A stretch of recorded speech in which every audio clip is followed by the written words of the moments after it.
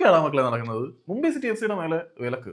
പുതിയ താരങ്ങളെ രജിസ്റ്റർ ചെയ്യുന്നതിന് മുംബൈ സിറ്റിക്ക് മേലെ ഒരു നാഷണൽ ബാൻ ഒന്നായിട്ട് all India football federation Mumbai city F സിക്ക് ഔദ്യോഗികമായിട്ട് കത്ത് തന്നെ നൽകിയിട്ടുണ്ട്.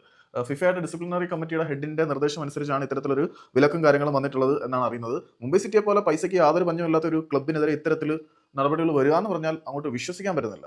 ആ ഒരു സംഭവത്തിനകത്ത് all India football federation Mumbai city F സിക്ക് നൽകിയിരിക്കുന്ന കത്തിനകത്ത് പറഞ്ഞിരിക്കുന്നത് എങ്ങനെയാണെന്ന് വെച്ചാൽ, വെസ്റ്റേൺ ഇന്ത്യ ഫുട്ബോൾ അസോസിയേഷന്റെ കീഴിൽ രജിസ്റ്റർ ചെയ്തിരിക്കുന്ന മുംബൈ സിറ്റി എഫ് സി എന്ന് പറയുന്ന ക്ലബിന് പുതിയ താരങ്ങളെ രജിസ്റ്റർ ചെയ്യുന്നതിൽ നിന്നും എല്ലാ വിധത്തിലും വിലക്കിയിരിക്കുകയാണ്. The ban will be effectively immediately as per the communication received from FIFA head of the disciplinary. അതായത് ഫിഫയുടെ ഹെഡ് ഓഫ് ദി ഡിസിപ്ലിനറി ആയിട്ടുള്ള കമ്മ്യൂണിക്കേഷന്റെ ബലമായിട്ടാണ് ഇത്തരത്തിലൊരു വിലക്ക് ഇമ്പോസ് ചെയ്യപ്പെടുന്നത്. ഫിഫയായിട്ട് ചർച്ച ചെയ്ത് പ്രശ്നങ്ങൾ വേഗം പരിഹരിക്കുക എന്ന തരത്തിലാണ് ഇവരുടെ ഒരു നിർദ്ദേശത്തിൽ പറഞ്ഞിരിക്കുന്നത്.